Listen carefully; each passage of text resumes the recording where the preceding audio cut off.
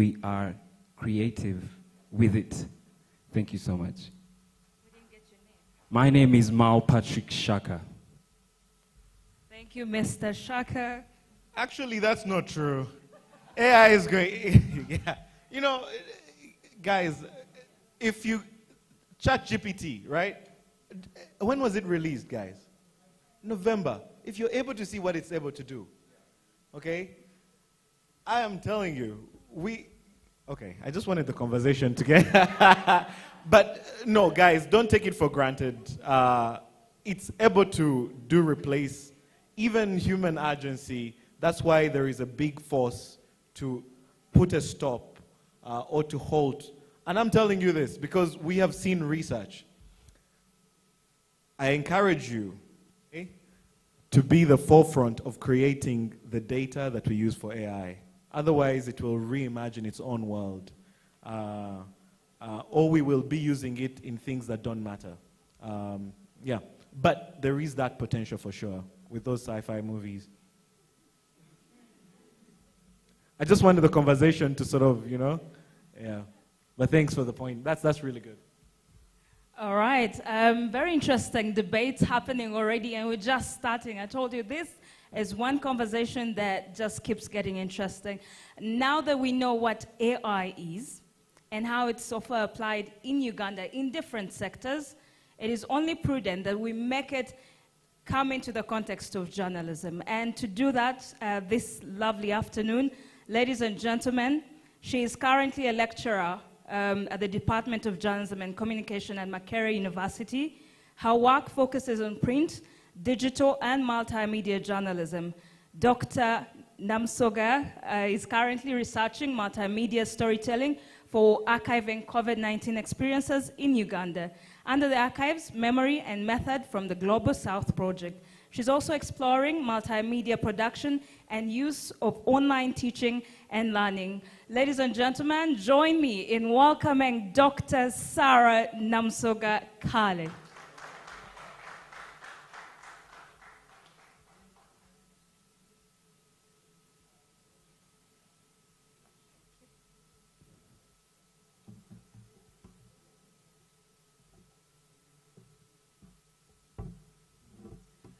Okay, good afternoon, everyone.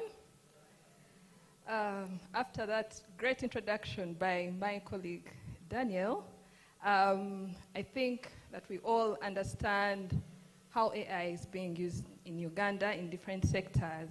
And so I'll focus now on journalism and try and draw examples from Uganda and globally. But first, let me tell you a story.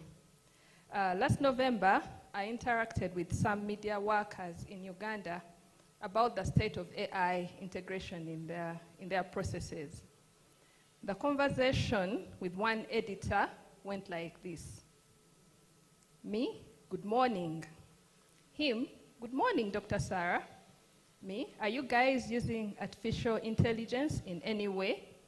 Him, not yet. Maybe. What's artificial intelligence? I could be mistaken, but I don't see any robot at work here. Technology is all over this place, but I haven't seen AI. To do what exactly? Well, he then referred me to the online editor who confessed, and I quote, "I am clueless." I pointed out a few basic areas to the online editor where they could be using AI already, and that's when his eyes were open. When I was asked to give this talk at this event, I ran back to the online editor to find out if anything had changed since our last conversation. Until now, I've not got a response from him. So, just we are on the same page, let me say this. Specifically for media and journalism, AI could refer to the use of algorithms to analyze data from multiple sources, including scenes from objects, faces, or colors. It could be used to convert speech into text, text into audio, and video, and to identify sentiment. Think about AI tools that transcribe, for example, or that sift through hundreds and hundreds of leaked documents. I'm sure you've read stories on global collaboration scales where they've had to sift through hundreds and hundreds of leaked documents to write the story. Think about AI tools that filter readers' comments and that write stories about routine events like the national budget. In some newsrooms, reports like the weather, like the budget, have now been automated because we know the basic structure and we employ an AI tool to write the story. As we can see, this view of AI in the newsroom or in the media points to the idea of automation, right? And so it might be right to argue that AI is mostly about automation of tasks that were originally carried out by journalists, editors, and other media workers. These tasks encompass the entire news production process, as you can imagine it, and that includes sourcing or reporting, writing the news, editing the news, and publishing the news. Depending on which part of the world you're looking at, the literature suggests that AI is being used to perform tasks such as generating news, or what is also called robot journalism. I think you've encountered that. We also have AI being used for news production. For example, in China, we have an AI news anchor. We've used AI to track breaking news, viral stories, and large volumes of data. So if a story becomes viral on social media, you can then deploy an AI tool to follow and see how far it will go, and then you decide as a media house whether to cover it, go into detail, and report it. We've also used AI for visualizing data. I need to put aside the lecturer side of me and yeah. So if you've been to my class, we've looked at visualizing data.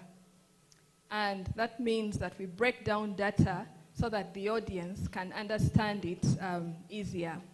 Instead of writing, of course you write all the text, but you help with the visuals so that it breaks down for the audience. We've also used AI for automatic sharing of news stories. And this is globally, but in Uganda as well, we do that, as we'll be saying. So, in journalism, there are 3 levels of AI integration in the media houses, depending on the automation of various tasks in the 3 stages of the news production process.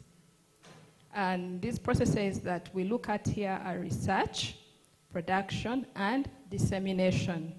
So these are the 3 levels, and I thought I should point them out so that I kind of put more flesh to what Daniel said. So we have what we call holistic AI appropriation. This is where most of the news production functions have been delegated to AI. So there's very limited journalist input. Then the second level is technological appropriation. As its name suggests, you appropriate technology hardware equipped with AI features that you then use to gather news, edit, and write. But still, you have humans with that putting deep input in that. So you have humans editing and writing. And then we have the third level, which is partial appropriation, where AI is used for specific functions at different levels of a news production process. So here, you decide at which point you want to use your AI tool and then deploy it there. And at this level, there's considerable human and AI interaction. I must say that in most African newsrooms, I think this is the level that we are at, and there are reasons for that. But while you're thinking about whether to implement AI in your production process, it is important to do some homework and find out what needs AI can meet in your organization. As we've already seen, many times it's about automating tasks. So the question then becomes, what tasks do you need or want to automate? The two kind of are different, the need and the want. And the answer to this question will partly depend on your budget. How much are you willing to appropriate to AI? But also the answer will depend on whether you actually need to automate anything. Again, given the budget constraints we have, especially in most African newsrooms.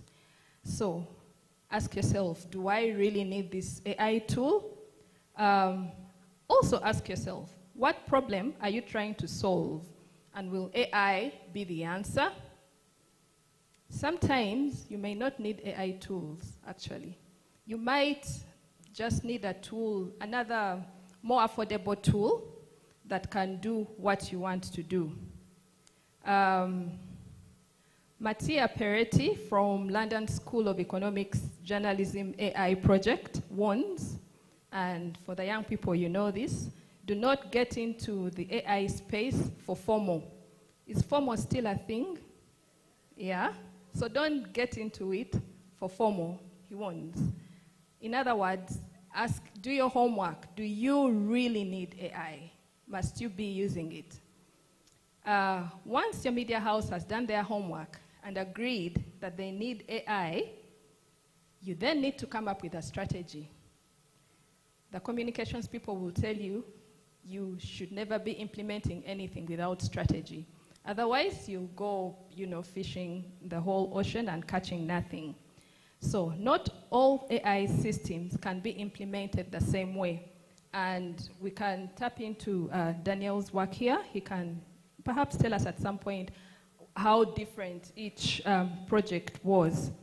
So for example, using a machine learning model, which we talked about, to filter the comments you receive from your readers and automatically tag potentially harmful ones would be different from if you wanted to optimize your paywall. The paywall is another thing that most of the media houses are now talking about. We need to make money from our digital content, and so we put up these paywalls. And AI tools can help us to optimize the paywalls. And we shall be seeing examples from Uganda at that, but also elsewhere. So for example, El Pay, a Spanish publication, thought about shutting down their comment section online because they just couldn't control or filter the comments for toxicity. As you might already know, again, thanks to online communication, people say anything, and policing the online space is not an easy thing. And so for this particular Spanish publication, they just wanted to give up because they just couldn't take the toxicity.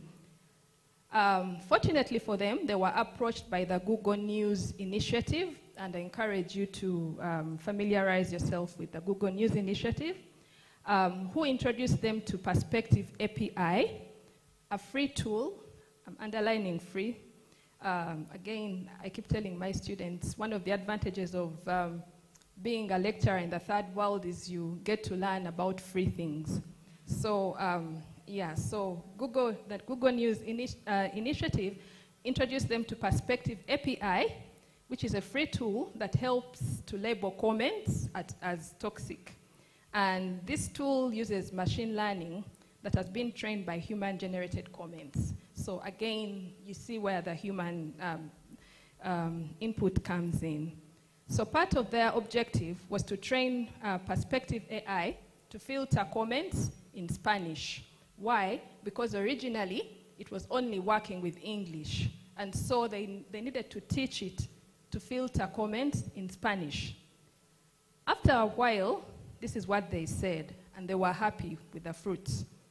Quote, "Now, when someone tries to post a toxic comment on our site, will show them a message in real time, suggesting that they make changes or rewrite it so that it will pass our moderation system.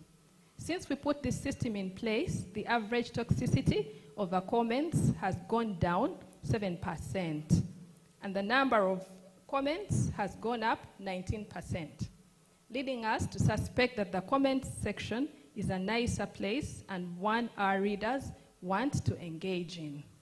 We've also improved the moderation process by sending the more toxic comments to experienced moderators and the less toxic to the less experienced ones. End of quote. So you can see that they were using this AI tool to help filter comments from their readers. Now that is totally different from the Swiss news publisher NZZ that built a flexible paywall using machine learning. So NZZ requires people to register and eventually pay. As most of us are doing here in Uganda, we register. I suspect at some point we'll be asked to pay to access this content. But when readers get these registration and payment messages, and how those messages look varies. So the message is kind of customized to the reader. And this is based on predefined rules that are set up by machine learning. So given my demographic, I'll receive a different message from somebody younger than me or somebody older than me. And so I'll feel like, yeah, this is targeting me. And this is what they said after a while, and I quote, "If we are to be successful in paid content, which I think most of us want to be, we need to individualize the experience with our product and the product itself." Okay? So you make it seem unique to the individual. And we need to automate our marketing approach. Automation comes up. Based on that hypothesis, this approach will increase engagement, retention, and conversion rate. So, for instance, between 5 a.m. and 9 a.m., when people are commuting, they're reading on their smartphones, isn't it? And therefore, they won't want to put in any payment details because you're on the road, you're probably driving, or you're being driven and really you don't want to share your details for everyone to see. So no payment messages are shown during this time, and people can freely access the site. Can you believe that? But all this has been automated using an AI tool. And so it's important to put in place a strategy for you to implement AI in your operations, depending on what you're going to use it for, like we've seen in those two examples. That aside, AI tools are already being used to do the mostly boring and repetitive tasks that as journalists we don't really enjoy doing anyway. Can you think of anything that bores you in the newsroom? So things like transcribing interviews, there are tools for those. Sifting through all those hundreds and hundreds of leaked documents, like I said. Filtering readers' comments. You don't want to be employed to do that. And then writing stories. So I note here that no one got into journalism because they were looking forward to doing some of these things over and over and over again. Most of us dreamt of being creative and changing the world, and I think this won't do it. So a good example of a very reputable publication that has already embraced an AI writing tool is the Wall Street Journal. I think you're all familiar with the Wall Street Journal. It needs no introduction. So, because it's obviously one of the most influential newspapers in the world. And they're using a tool called Narrativa, which uses natural language generation to automate their news. And this is what they have to say. This means that our AI system, Gabrielle, is now generating narratives using data from the biggest markets in the United States and Europe. Text is then, and this is very important, text is then finessed and completed by the editors. who add their analysis of the information. We couldn't be more satisfied with the result. News articles generated by Narrativa are featured on the front page of the American website. So again, we see the input of a human being, at least at this level, the analysis, okay, that you add to the computer-generated story. And then the next question we ask as we think about setting up AI systems.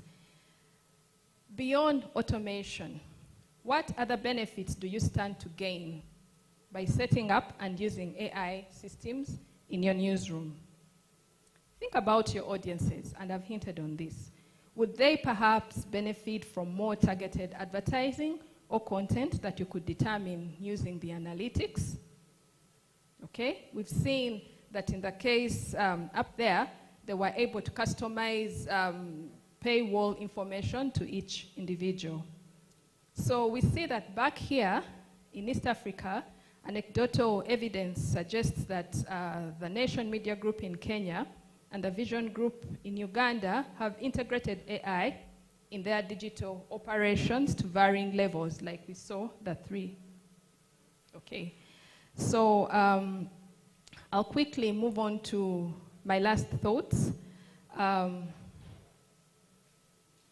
So we've seen that with the Nation Media Group and Vision, they've, for example, experimented with augmented reality, which is an immersive technology in which digital elements such as images, sounds, and text are superimposed over real life scenes.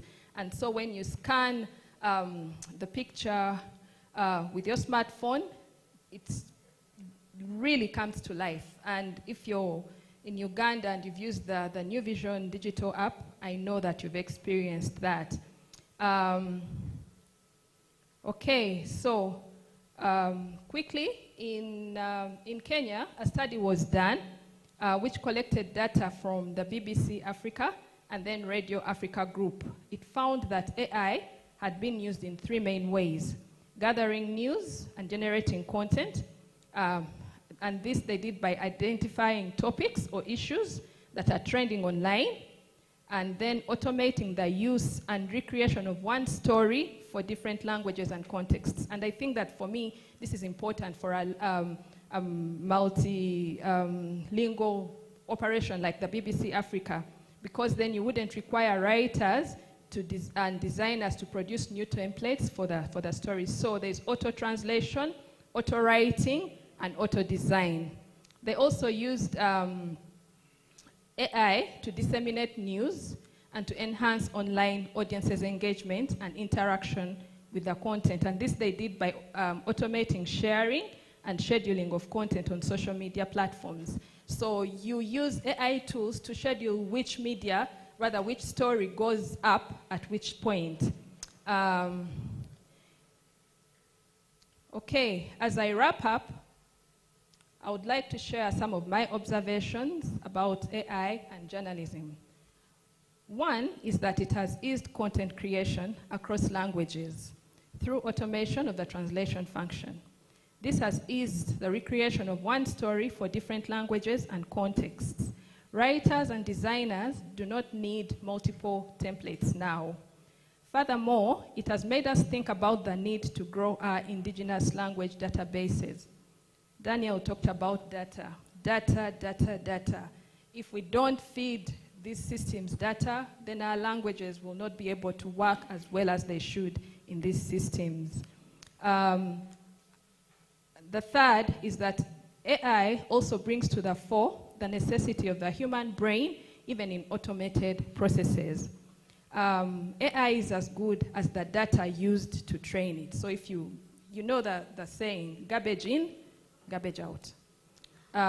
So AI can make mistakes. ChatGPT at some point said that the Speaker of Parliament belonged to the opposition NUP. So AI can make mistakes, and the human can correct that. Timothy Kalyejira pointed out, I'm sure most of you followed when he was talking about AI and all this. He said, now more than ever, the role of an editor will move from being important to being absolutely crucial. Okay, so ethical issues like plagiarism have been brought to the fore, fact-checking for accuracy, as well as ensuring that we stick to other journalistic principles such as objectivity, verification, balance, and fairness should be accorded center stage in the media houses and newsrooms. I'll end by saying that in a study carried out in Kenya, they projected that human and automated journalism will become closely integrated in the future and recommended that newsrooms in Kenya prepare to embrace AI by laying the foundation for its adoption. I want to stretch this to the journalism schools in East Africa and perhaps the world over. Like the newsrooms, they should update their curricula to reflect these new digital technologies that are here to stay. For example, and I know this is very controversial, but I'll put it out there. Is it time that journalism schools added ChatGPT to their curricula so that students can see for themselves in a formal setting the benefits and downside of such a technology and how to get the best out of it? Is it time for that? Let me conclude by saying that digital technology is improving all the time, and it is making work easier in most cases. However, it is important that even as we interact with this technology, we do not lose our values as journalists and as individuals. Thank you very much for your attention. Thank you so much, Dr. Sarah. A bigger round of applause for Dr. Sarah. Thank you. Sorry. Now, if those are not conversation triggers, I don't know what what they would be. Are you triggered? I think I'm triggered. First, by show of hands, if your idea of AI has changed. I think some of us entered here with conceptions. Have they been corrected? Yeah? I think so. I think so as well. First and foremost, I would love to appreciate Dr. Sarah for putting that into the context of journalists. And I know we had questions when we entered in here. It's always common that what you don't know threatens you, right? You always feel threatened. By this submission, I think we have a new friend called AI. And ChatGPT, I don't think we have to hide anymore that our assignments were done by ChatGPT. Can I now go to Dr. Sarah and say, honestly, 50% of my assignment, I incorporated AI? Yeah. Or she'll be able to tell, we're finished. All right, ladies and gentlemen, we'll take 2 questions only. 2 questions. And I'll go with the fidelity questions quickly. Anyone? I think we have understood AI to the point where we have no questions. Is this a good thing? Have you applied AI with your answers as well? Okay. I don't think we have any questions, but of course, just to remind you, we have our online audiences. Yes? Benson, hi. And of course, Stefan, who are joining us online. They'll be making the submissions in just a short while. We will now. Yes, there's a question. Oh, okay. Yeah. Since you won't ask questions, while I'm still here, I'd like to ask you questions, maybe one at a time. I just wanted to know, from your perspective, where do you think this marriage of AI and journalism, if I can hear 2 answers, I think for me, my job here. Oh, now we have hands. Okay. Triggered. Yeah. Triggered much. Right there, yeah. I'd like to, know, because we're here at the Media Challenge Initiative. Am I correct? So challenge us. Thank you very much. I go by the name is Kevin Kasoma, a journalist student, farmer, somehow.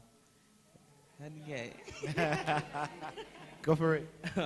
And anyway, looking at artificial intelligence in the journalistic perspective, personally, I feel like I've been attached to ChatGPT in a good way. from when it was launched to ChatGPT 4 on March 14th, and I feel like AI in itself is a very, very important tool, but without the right sensitization on how people can use AI to get the best of it, it is not really a very good tool. So she's mentioned quite a number of tools that are used in China, the AI news anchor. You're looking at AI that is used to filter very many things.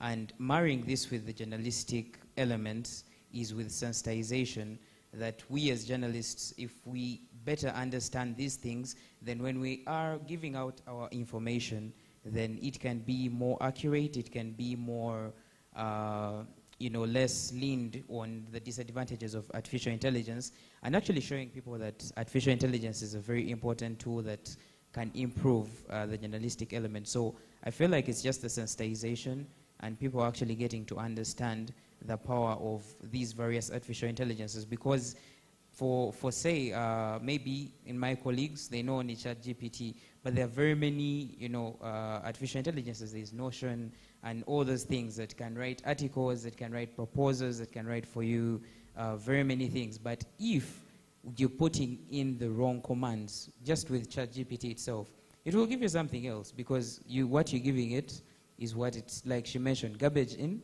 garbage out. So we as journalists, if we know these things and actually how to incorporate these things in our works, then I feel the marriage will be one that won't lead to a divorce. Yeah. Okay. Thank you I so think much, there was Daniel. one other We'll keep that in the Please. parking lot. We But have thank the you. online audiences. Thank you so much, Daniel. I think it's safe to say, for this marriage, I would recommend a prenup. I would recommend a prenup. We don't know where we're going or what we're both bringing, and we don't know at what point we want to sign out and say, you know what, it's been a lovely ride, but see you.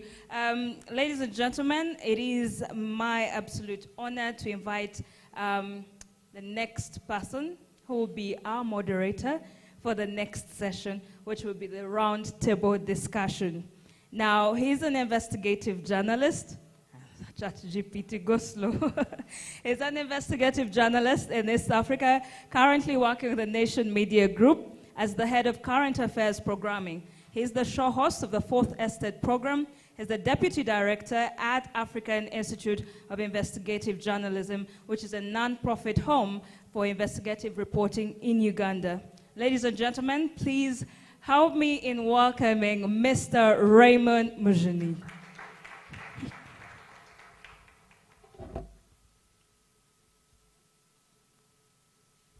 This is a crisis with artificial intelligence. So I am also an editor and I'm not very impressionable, which means that I have tougher questions for you guys today. Thank you so much. I was asked to sit here, so I'll not stand there, and I think that's a great improvement from the job. I'll ask our team to put our guests up on the screen and invite my other guests in the room to come to the front. Mr. Sam Agona, please, if you'd make your way to the front. Mr. Clifford Mugeroa, seen Mr. Paul Mukasa. If you could also, do you want to come and sit on the orange seats so that the AI writes you properly into the panelists? Anywhere, anywhere.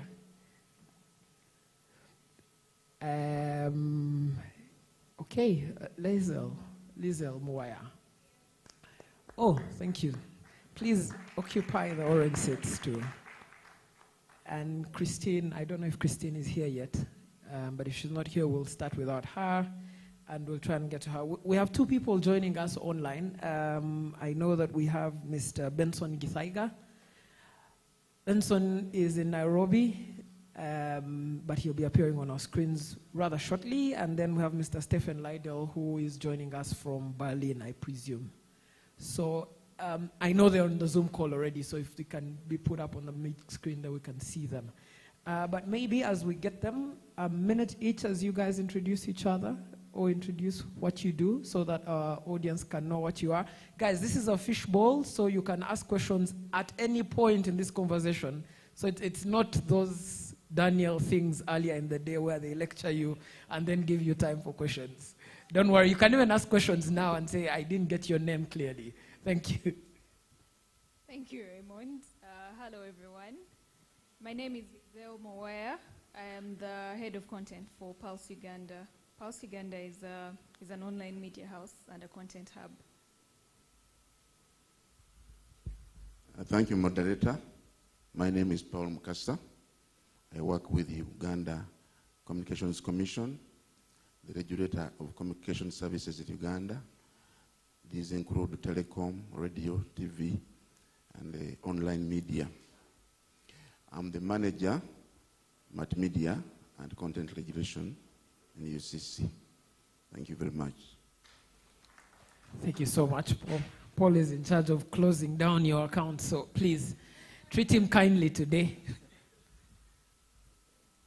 All right, good afternoon, everyone. My name is Sam Agona. I'm a technical officer with Next Media Services. My interest is in the hard side of things. Okay? What you say right behind you there is what I do, but I'm interested heavily in software systems, solutions that bring changes in day-to-day life. I came with my friend Francis. We do research together. He's somewhere right behind there. We always do things together. Thank you. Great. Clifford. Good evening, everyone. My name is Clifford Mugerwa, and I am the head of digital marketing at Next Media. I love technology. Great. I don't know if our technology team has united us with our guests. Great. All right. Hi. Hi, how are you? Can hear me? Yes, we hear you perfectly well.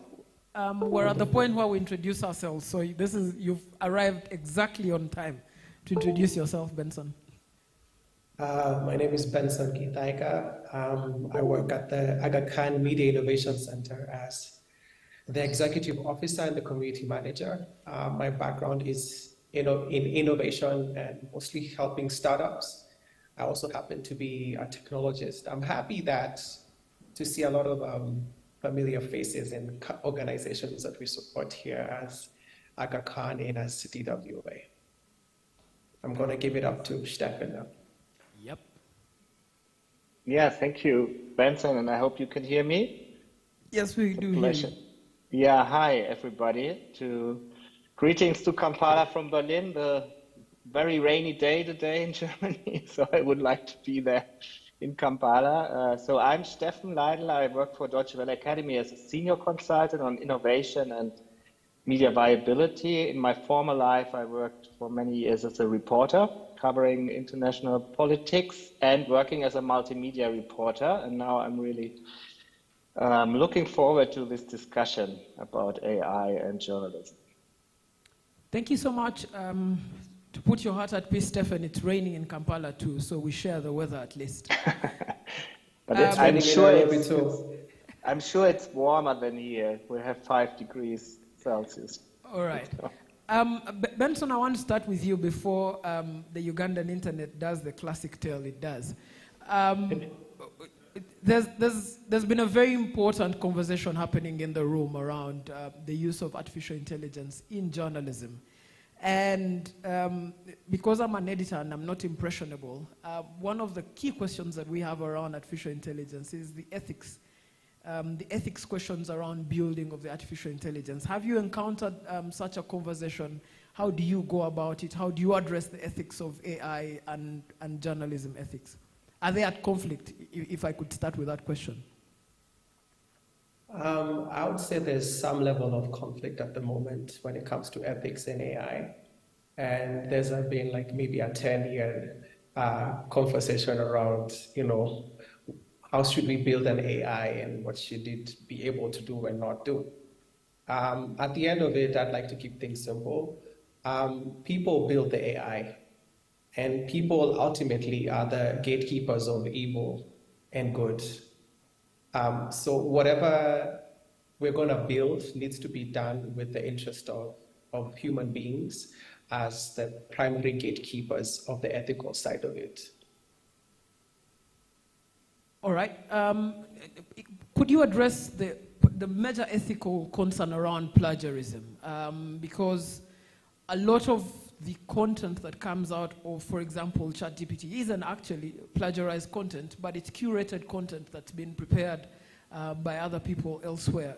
Would you say that that's something that journalists and journalists in newsrooms should take up on? Should we see more ChatGPT-generated stories making their way through editors' timelines and onto the front pages? Great question.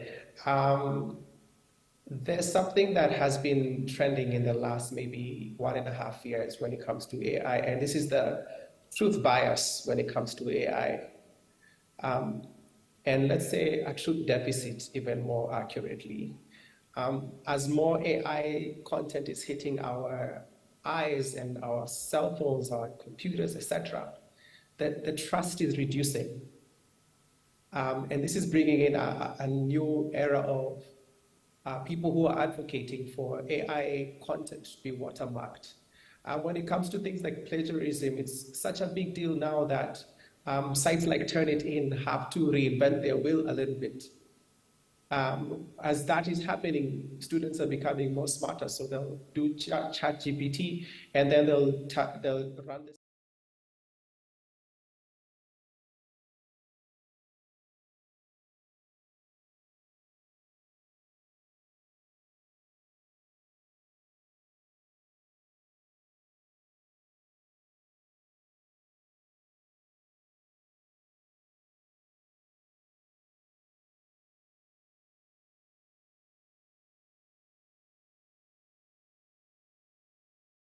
And if I could bring you into the conversation around trust. A very core component of journalism really is trust. So many people trust that what we do is for the truth. So many people trust that what we do is to hold people in power to account.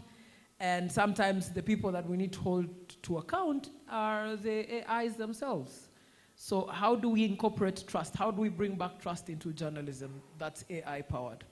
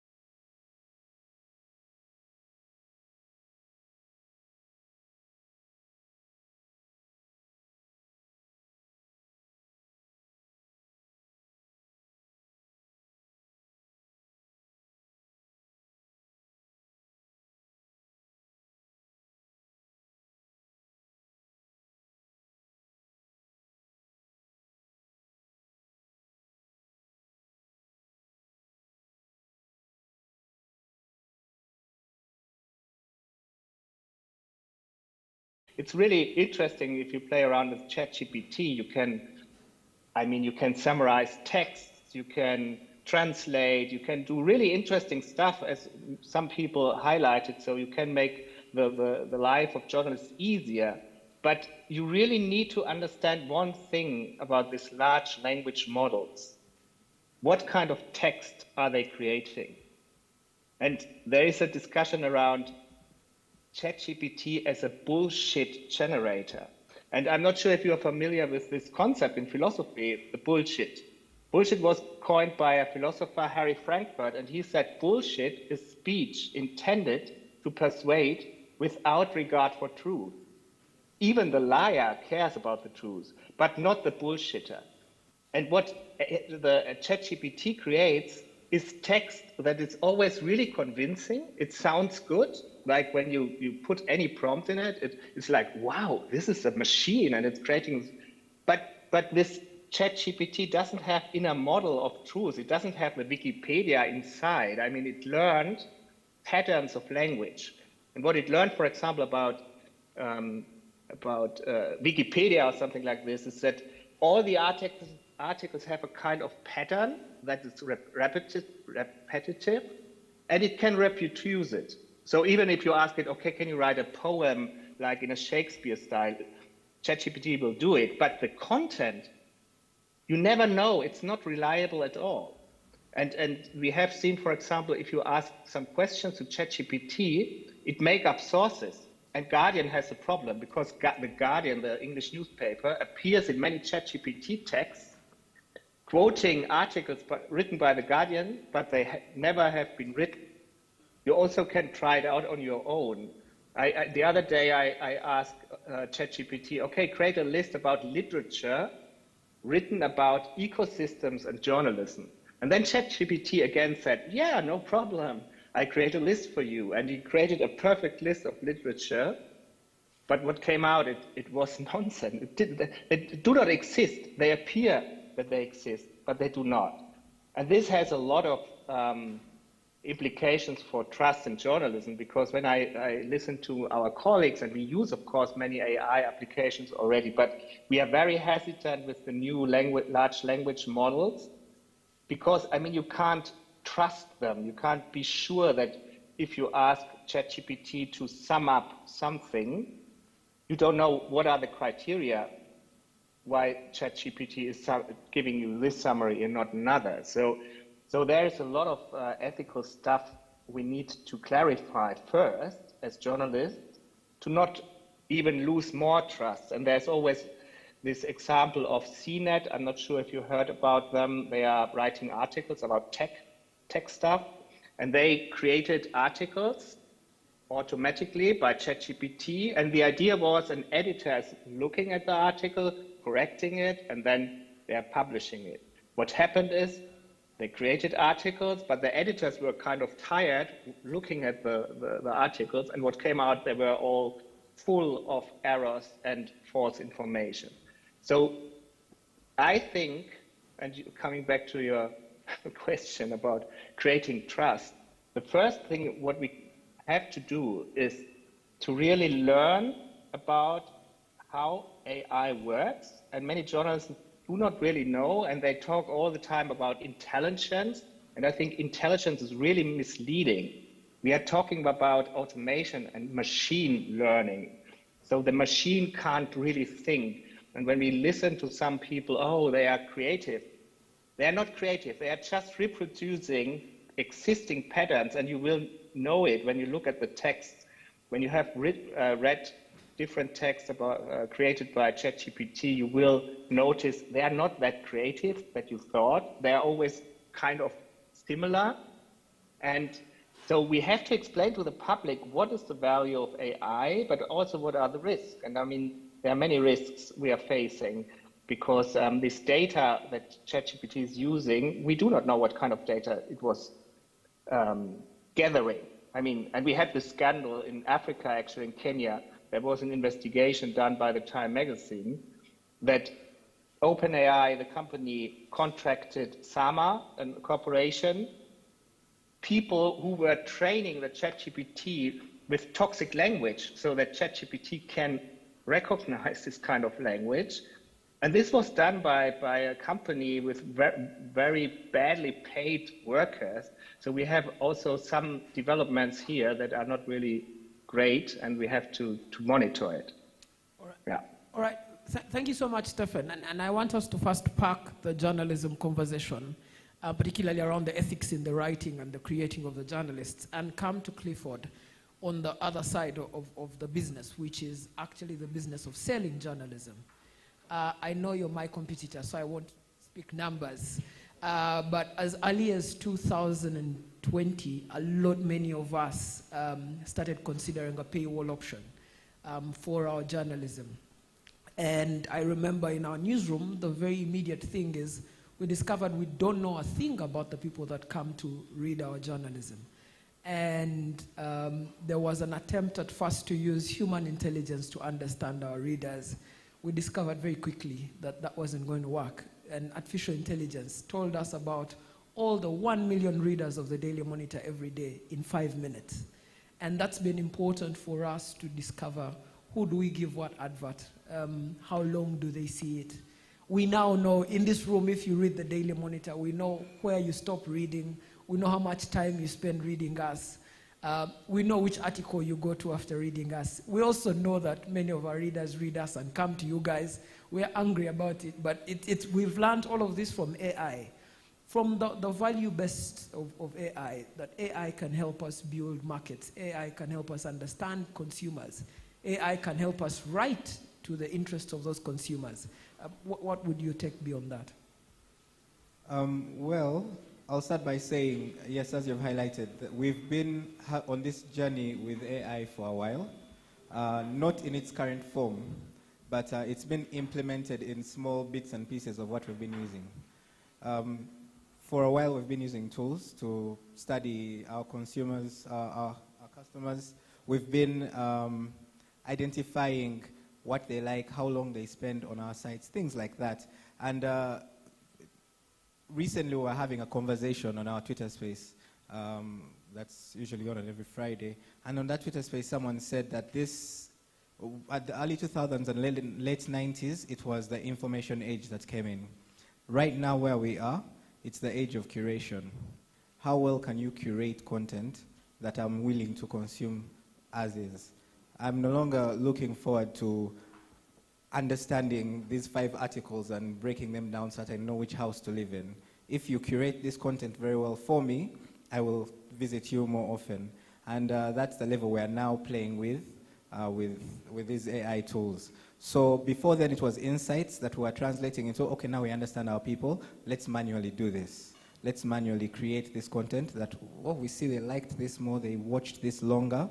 Now AI is adding in sentiment and is adding in relatability. That's how we know what they watch over on your platforms and what they watch over on our platforms. And we know we have a shared audience.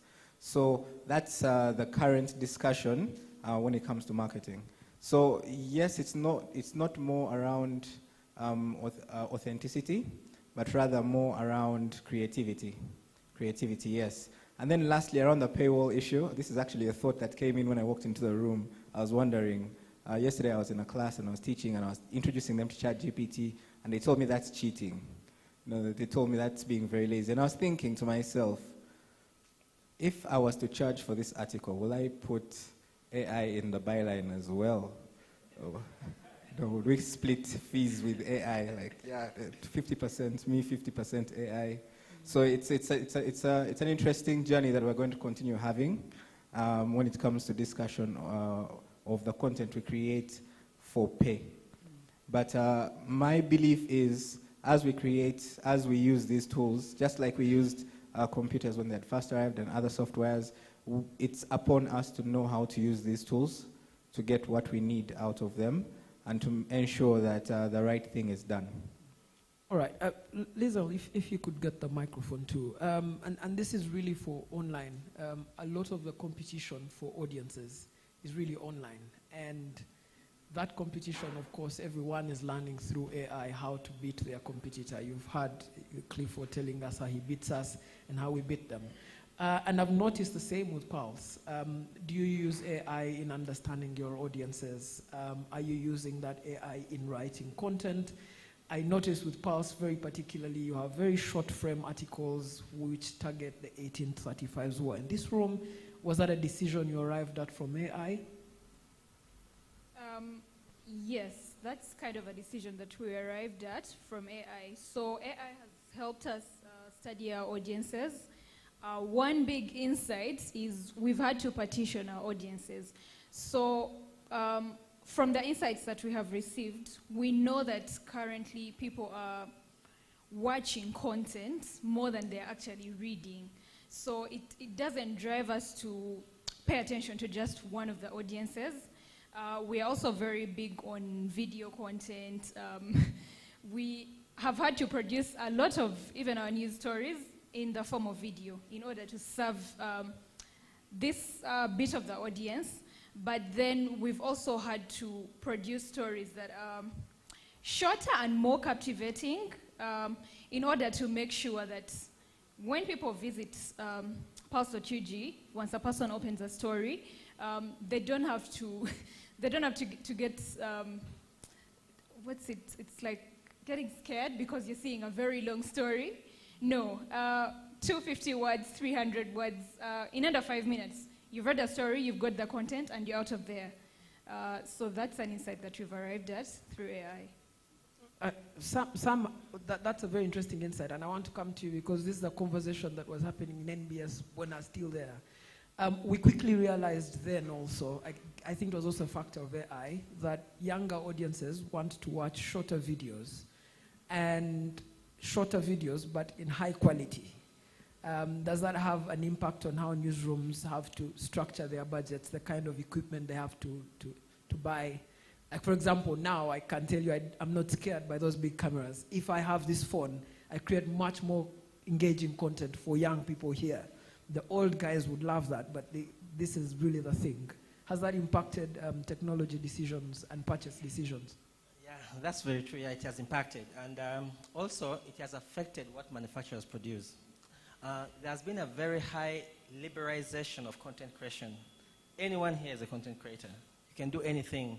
So equipment like that is really expensive, very expensive, and the budgets are high. Now, you're going to find many media houses are pushing people out. Many media houses are content creating institutions, which are probably not even media houses, to use mobile devices. Mobile devices, how do you have a tool which you take a video, okay? You transcribe it, you probably even edit it on your phone, and then you transmit. It's definitely going to be cheaper than what that is, by a very huge margin. So yes, the aspect of having more of watch than read has impacted heavily on budgets and the nature of equipment that is purchased in these different institutions that create data, even that create content rather. And the democratization of creating content has led to more content creation outside institutions. There are many people whom you would see 2 years ago were working for a TV station, a radio station, Daily Monitor most likely. Now they have moved out. They're doing their own things. There are tools outside there that can, you can have a script, go online, have it voiced for you, then go online again to another platform, another tool, and then have an animation, and you upload to YouTube, and you're making money while lying on your bed in your bedroom. So that has democratized all this content creation, and also it has made such people go for the smallest devices ever possible that can deliver the quality that they would like to have. Paul, you must be listening to this conversation and saying, how do I catch all these guys? Previously, as a regulator, he used to come at us. I'm very happy to report that now we are very many. The content creators are many. And now, the content creators are even using a thing called AI to create their content. From a regulatory standpoint at UCC, what are you learning about AI? And how are you using what you're learning to regulate the industry? Okay, thank you very much, moderator. That's a very good question. AI is simply a tool made by man to improve his welfare, to improve his services. And as a regulator, we can also use AI to improve regulation of the media. For example, we have what we call content standards, which have to be followed by the media. We can use AI, like Daniel was telling me that he can teach the computer. One of the standards is all programming must conform to public moralities. So if UCC got Herbert here and develops a tool teaching the computer what is public morality, then UCC's work would be simplify it. And it will not take away our jobs because you are the people who knows the standards and we review these standards periodically. So there's no fear that AI will take away our jobs. Like you people in the newsrooms, you have a function called gatekeeping to make sure that what the content which goes out is appropriate. You can develop a tool so that the AI does the gatekeeping for you. Probably it does not eliminate your job as an editor. Thank you. I think I can stop there. Yeah, but Paul, if I could stay with you, there's an issue that Stephen raised around ethics, and all of us in the industry submit to you our editorial guidelines, which demand a level of ethics from us. One of the contentions, particularly from the media world, is that if you're an actual media owner, AI makes the running of the news operation way cheaper. That means you can kick out as many journalists in the fact-checking areas and use ChatGPT to do that. But it creates a very ethical concern when you're doing something like that. Are we going to see UCC asking us, for example, to put a byline that this article has been written by Raymond Mujuni and ChatGPT? That is a difficult one. Yeah, but I think you repeat the question as I get there. Okay, I will come, but the thing is that we look to you for a lot of ethical guidance, particularly as an industry. You are a regulator. Yes. You determine what qualifies as ethics and not. When for us we're in the business, oftentimes we overlook some things as ethics. You've mentioned something as simple as public morality. The way you define public morality, sometimes I watch, let me not talk about our content, let me talk about our competitors' content. Yes. Sometimes I watch our competitors' content, and I'm like, how is UCC not catching these ones? And that's the thing that I'd want to know with an AI kind of system where people get content from artificial intelligence generated well and put onto the front pages. Will UCC insist on ethical standards for that? Will you insist, for example, that we declare any time in the journalism that we've used AI, that it must be reflected so that the reader who you represent catches it? Okay, I think AI is, like I said, is a tool. And US story, whether generated by AI, it has to conform to the ethical standards. For example, if you use AI, a tool, they have given you an assignment, you go to what you call ChatGPT, and then you get 100. That is unethical. So at the back of our minds, I think ethics is fundamental. What is right and what is wrong? A calculator is a good tool, but if you are in a multiplication exam, you go with a calculator, 40 times 40, and you get 100%. I think that's unethical. So AI is a tool, can improve our services, but the human being is on top of it, is the master. All right, thank you, Paul. I don't know if Ben is still with us. I'm going to come to the questions. If Benson is still with us and someone can project him on the screen. I wanted to ask you a very difficult question I'm sure that Stephen wouldn't want to hear. A lot of machine learning and artificial intelligence is still pretty much white-driven.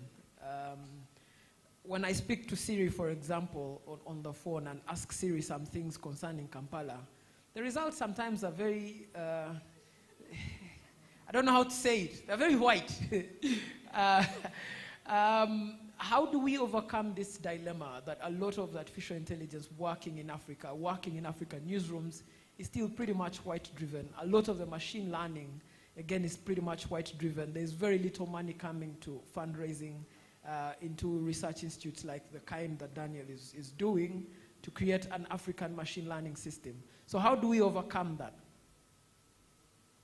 I think the first thing is that there is a lot of push already from AIs or AI creators in Africa to create things that are sensitive to the continent. Not just in terms of our dark skin, but in other fairer regions, like in the north that have fairer skin. What you're alluding to is what we call label bias, where, for example, if I try and unlock my phone, I think a lot of you can remember when iPhones first got out their facial recognition, what would happen is you try and unlock as a black person, but if you give your cousin, they'll probably be able to unlock it too, because it couldn't tell the difference between your face and my face, which was a huge embarrassment and an oversight for whoever was in charge of the testing of the AI that recognizes your face. When it comes to label bias, there's a lot of push now to ensure that if it's a lion, the lion is seen from every angle and not just front-facing. So initially, the AI could only recognize if it was front-facing. To go on to your specific question is, the best thing they could do is before the pre-learning stage. That's the stage where just after they sort of gather the data and they start to model the AI. That's the most crucial space that we have to either relearn, meaning that they can go back and reteach the AI, or we can always have someone of color in the room to always voice that. Majority of the time, you'll find the tools are being built by people who really are not us, so they do not think of you and I.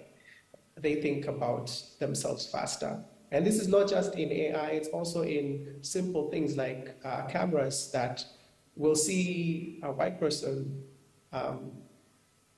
or will portray a white person a certain way compared to my skin tone. Maybe that's where fights like Canon and Nikon come into play. But the place that you can catch it is the pre-learning stage, and you can still go back when you are reteaching the AI to be more sensitive to content that is either audially black or visually black. All right, thank you, Benson. I don't know if Stephen is still online too. Yes, I'm here. Yeah, I'd also wanted you to respond to a lot of young people in Africa would be involved in the processes around building AIs, but that would require some form of funding, some form of structured funding, specifically for representation. Is that something that DW Academy is looking into? Is that something that you proactively are putting your minds to? Yeah, yes, I mean, this is a big topic, and it's not a question only about white and black, it's more also this question about power and what kind of industry is emerging now on generative AI, for example. And if you look at OpenAI, they started as an NGO, and now they are a multi-billion-dollar company. And for example, to train a GPT AI, it costs around $40 million. So this makes clear who is making the game here. And Deutschland probably not, because we do not have this kind of money. But what I want to say is, again, we have only a few companies, global companies, controlling this market and determining how this new technology is built, right? And this brings a lot of questions. And in Europe, we are very much friends of this regulation and data security issues and all this. And the European Union is trying to regulate the market also of innovation of artificial intelligence, because they are saying it's really difficult if we only have a few companies in the world who can afford all this, and then leaving alone regions like Africa, Asia, other regions in the world, because they are interested in their own markets, of course, right? So I think we need advocacy in this space. We really need to create awareness, especially when it comes also to building AI for native languages. I mean, it's all very English-based and all this, but we have a lot of languages. But the question is, who has the right to use this open data floating around in the internet? Because what we see now at the moment, ChatGPT is just using all the data available on the web. But now, when it comes to GPT-4, for example, they put a paywall. So they use all the data without asking anybody. But when they bring their application on the market, of course, they create a paywall because they want to earn money. And so the question even is copyright. Getty Images, I'm not sure if you have heard about this. Getty Images said, okay, we are going to put accuse OpenAI of violating copyright because they are just taking all the pictures on the web and using it to train their language model. And this can not be true, no? I mean, they have to make it transparent and all this. And so there we have a lot of big issues we need to talk about. Who has the data, who owns data, and what kind of data is be used for building this kind of application. All right, thank you, Stefan. I'm going to open us up to questions, but before we go to the questions, maybe Lizel, if I could come to you for a question that would apply to the students in here. When you're making hiring decisions now, knowing what AI can do, what do you want a young journalist to know about AI before you can hire them? Okay, thank you. For starters, a young journalist now needs to look at AI as an opportunity to collaborate, rather than looking at AI as a threat. AI is not here to take your jobs or anything. I mean, I'm not saying it's not going to happen in the future, but we are way behind right now. There's a lot that needs to be done. So right now, AI is a very good tool for collaboration. AI is feeding us with data that we can use. It is also helping us with our content creation, audience engagement. It's giving us a lot of insights that guide everything that we are doing in a media house right now. So for the young journalists in here, it's very important to have the mind to want to explore AI as a tool. AI has a lot of its pros, but it also has some limitations, especially with the local content. That data sets are not yet very well fed. So when it comes to local content, there's a lot that on our end, we need to produce all of this content and ensure that the AI tools are fed. All right, thank you. Can I just? Yes, please. Okay, on top of what she says, I think before hiring, it's important to know that someone understands the basic of journalistic standards. If someone knows that, whatever they get from AI, they'll be able to judge that, okay, this is worth putting out or not worth it. You must understand what the regulator puts up, okay? There are very many dynamics in our country here, you know? Many dynamics that AI might be positively biased towards, yet locally it just doesn't fly. And you won't put it on the pages. You put it on the pages tomorrow, you'll not be in the newsroom. Then it's important to get someone who is up to date, who actually knows what's happening. I did a couple of searches yesterday for things I know personally, and the answers I got from AI were trash. Okay. So if you're not up to date, AI will lie to you and you will lie to other people. And, you know, they'll throw you out. And also if you can give me just 1 second on what you asked the colleague from UCC. I think there are 3 powerful stakeholders in content creation. There is the content creator, there is the entity in which they're using the content, there is the regulator, and importantly, the reader, the viewer, or the consumer of the content. I think that we're having an upsurge of the readers and the viewers. They're becoming more and more better each day. They're learning every other day that at one point, if you are a lazy reporter or a lazy content creator who will just run a query through Google Bard, through ChatGPT and just get and throw at them, at one point they'll get you. And they'll know that this person is not worth it. So the market will shun you. So it's important that a young journalist or a young content creator understands the platform and knows how to paraphrase content, knows how to creatively interact with this content to make it something new to someone that will keep the attention on that content up to the end. All right, thank you. So I think questions, guys. I think we'll start at the back. I don't know who I can employ to move the microphone around for me. Be very Guys, AI, to move the microphone, if possible, right there. Mine is not a question as such. I just wanted to add on what Sam has just said. ChatGPT is, like most of the speakers have said, it's just a tool. If I take you back, we used to have libraries, and newsroom used to, of course, go and refer to the libraries. After libraries, we came to search engines.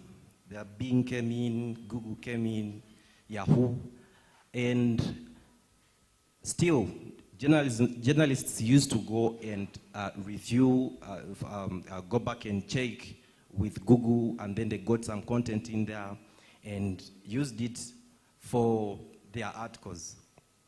The same applies to ChatGPT. We shouldn't take whatever ChatGPT gives us as gospel truth. We have to put in time and modify whatever we're trying to put out for our audience to read and understand. So my point here is, let us not just carry everything that we get and put it there. Let us put in time and put in our articles right. Secondly, when I come to Clifford, submitted some time back, he mentioned that most of the AI tools that we are using. By the way, my name is Francis. Sorry, Very well done. I'm the head of innovations Next Media Services. I work closely with Sam and Clifford. So he mentioned that we have been using AI from way back. Mostly the SEO tools that we've been using, that I mentioned, Google Analytics. The way we were using them was by just getting insights. Right now, Google can tell you who your target audience is. Who is that person you're looking at? So I just wanted to highlight that AI has not come now. It has been there, but I don't know why it has been blown at this point, because it's a point of discussion everywhere and people are scared. I also want Mr. Moderator to inform the people that these tools are just tools. They are not taking away anything. Like that is exactly the question I want to ask you about them just being tools. And I want to ask you this question with all honesty. We used to think that Google AdSense was just a tool. Today, it influences our writing decisions. If Spice Diana abuses Master Blaster, and you write a story about it, it will spike up because Spice Diana has a lot of people keep clicking. And that's determined the way that young journalists approach journalism. 10 years down the road from Google AdSense, now we have a lot more journalists and audiences interested in entertainment reporting and interested in the sleaze of entertainment reporting. So it looked like a tool, but it's now a curator for society. So what's to stop us from worrying about ChatGPT as a tool for how it will curate the way the newsroom looks like 10 years from now? My submission to that would be, when I look at Google Ads and Google AdSense, how they work, and how they have actually improved, the positive side of it, how they have actually improved the newsroom and these bloggers, it has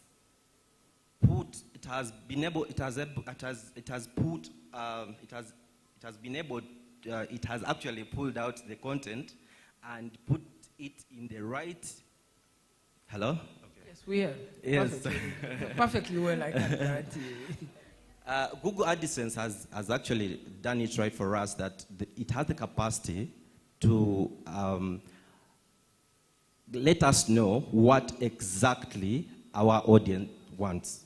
For example, if you give a story, an example of a story of Spice Diana and maybe Master Blaster, because most of our readers and the people on the internet are young people, and that is the kind of content they are interested in, definitely, to me, I would say if Google Ads has done that for me as a journalist and has given me a point of focus, I would appreciate and say, this is actually helping me. It's to my benefit that I know what exact to write and I know who to target at this point.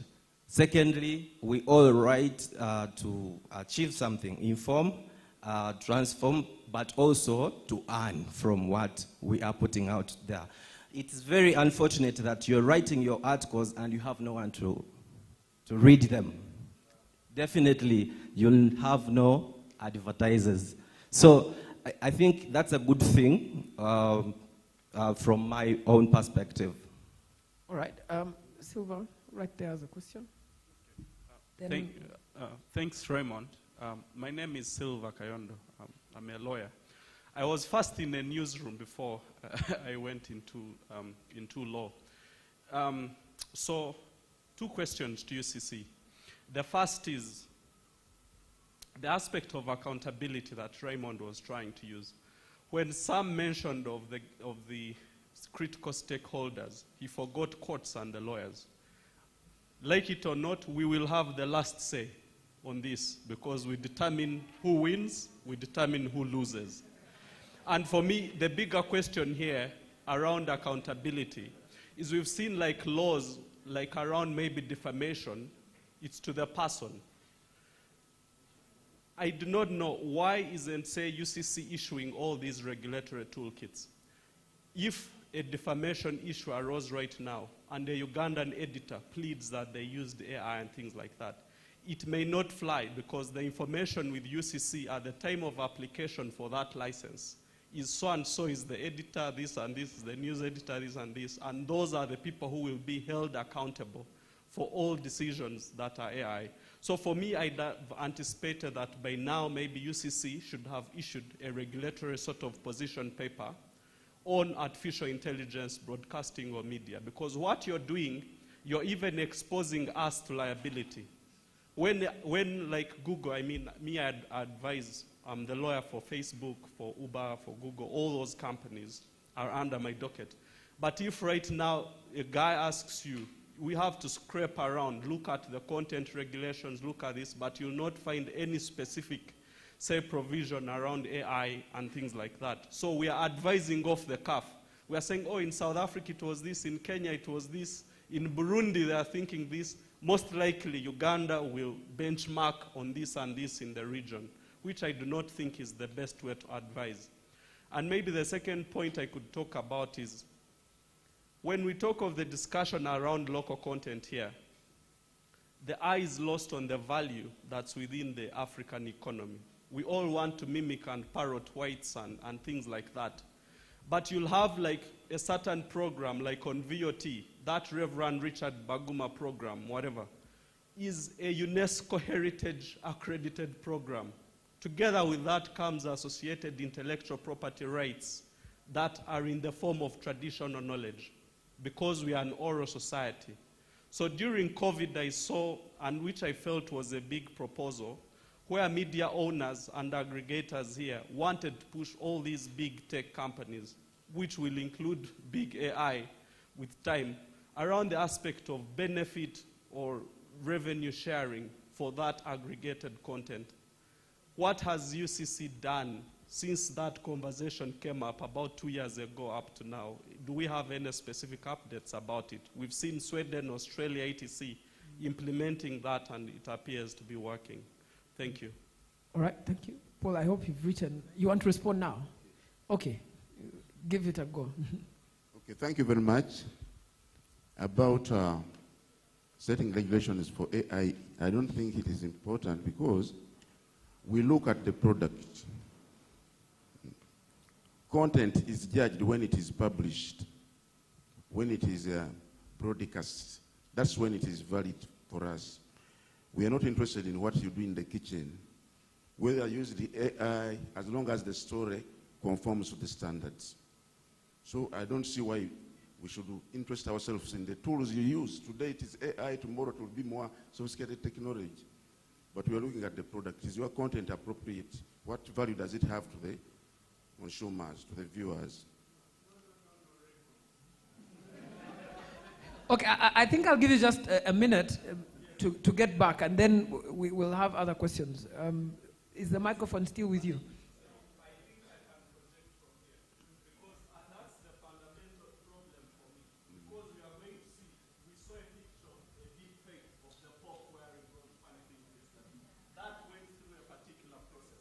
When you're attaching liability as a regulator, you're going to wait for that.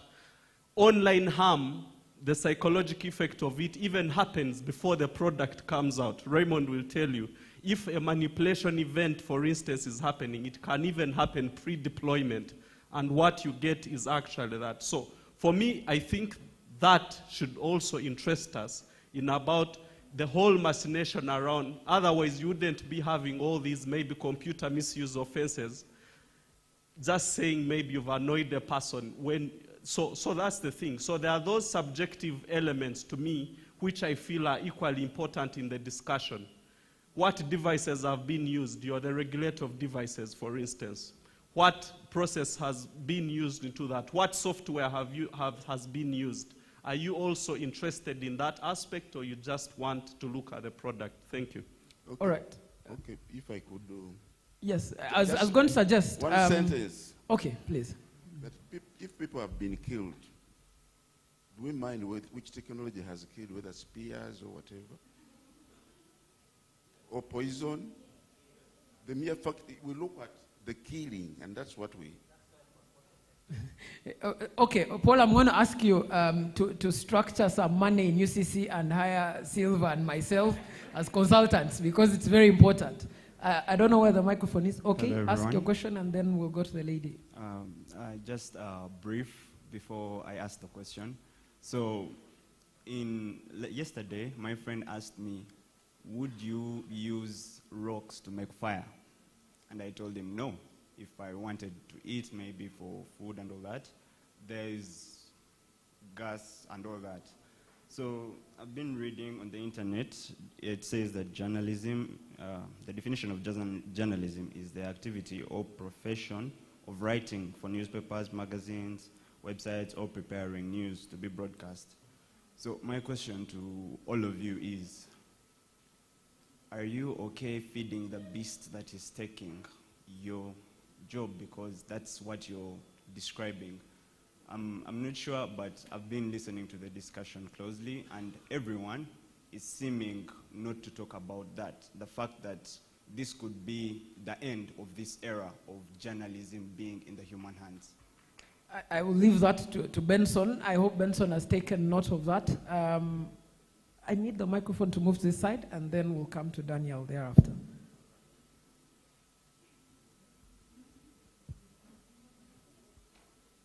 I'm sorry, could he repeat the question? Are we okay feeding the beast that's taking away our jobs? I don't know if you can describe it as a beast, but yes, we'll get back to you, and you'll answer that. So there's still some questions here. Thank you, Shanita Namonge, and just to supplement on what he said,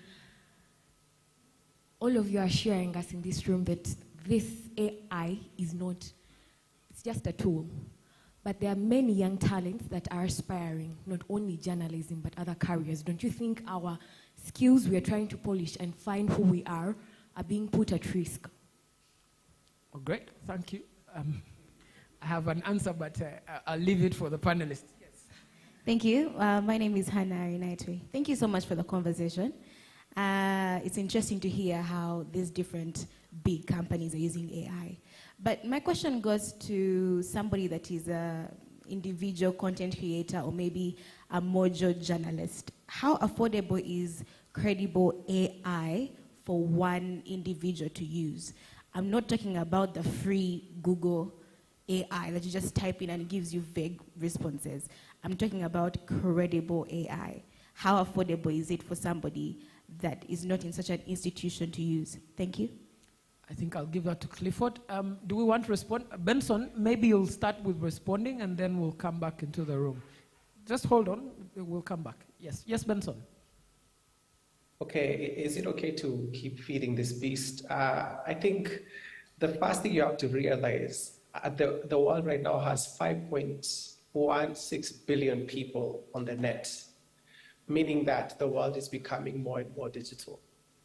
And when you even think about just the virtual metaverse investment in the last maybe 1 year, if you're thinking about the CAGR, which is like the compound annual growth rate, it's over 26%. So the question should not be really, should we keep feeding the beast? Is how can we teach the beast to be more accurate, to do what we need it to do for the benefit of mankind? So I'm definitely for feed the beast, but feed it as you teach it good ways of delivering what we need it to do. Because AI is built on a problem. So if it solves problems, it's a great tool to have. All right. Clifford, do you want to take that? Yes. So when it comes to a young journalist, a mobile journalist, you said, someone who is not attached to an institution, someone who is doing something as an individual, the barrier to entry right now is much, much lower than it has ever been. Back then, we could rent cameras. I want to record something for my YouTube video. I'll rent and record one day so that I can publish for the whole month. Now you have your phone, you have, you can purchase devices online. I recently had some things delivered home, from the lapel to the audio converter, and then I recorded something, I edited it on my phone, I used that same editor to transcribe, and then I uploaded. 3 hours, done. Created content for the day, fresh. I'll create new content tomorrow without worrying about renting. So as far as affordability goes, it just goes to understanding your setup and understanding the quality of content you want to create and where that content is going to go. If it's YouTube, still the highest quality of content. TikTok, it doesn't even care if your video is shaky, but we would not like to watch shaky videos. So please get a phone or you can get a gimbal, things like that, and all these are affordable, or you can save up to them. They're affordable compared to that huge camera facing me right now. Let me answer that way. Then you asked about AI tools and their affordability as well. So the thing about AI, just like any other software or any other service, they have packages. And they have packages for single user, for group, small company, and then larger companies. Depending on the type of software you're using, let me use Grammarly, that we have seen advertised crazily in our region. You can get a package, an account as low as $12 a month if you're an individual. If you're a company, well, that goes up. And you'll still be able to push out your high quality work. So you'll just find out of including that in your, budget or planning as you create your content and price it. But it's very affordable for the content creator. Then I wanted to respond to something else that you had mentioned when Francis was talking. You looked at ChatGPT and you looked at Google Analytics. Right now, a lot of the AI technology we're currently discussing is popular, but it's still in its testing phase. It's still collecting data. We're not discussing any of the AI that has collected data and has moved on and has built new models. Google Analytics and Google AdSense have reached the point whereby you and me can get commercial value out of the data collected. So we're sharing.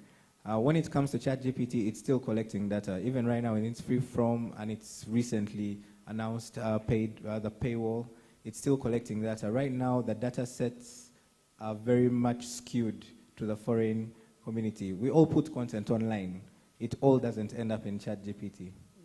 Yeah, so there is still time. I believe, for example, Google's Bard won't finally in our region, because right now it's not in our region. Yeah. When it's finally within our region and we can use it, you will see the difference, given the fact that Google has a larger database of information, and still they'll decide which data to focus on first.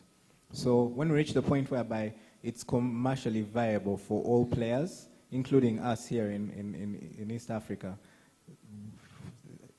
ChatGPT is not going to take over anything. All right. Liza, do you want to respond to a question that Shanita raised? What's the essence of doing journalism as a course anymore if ChatGPT will do the job?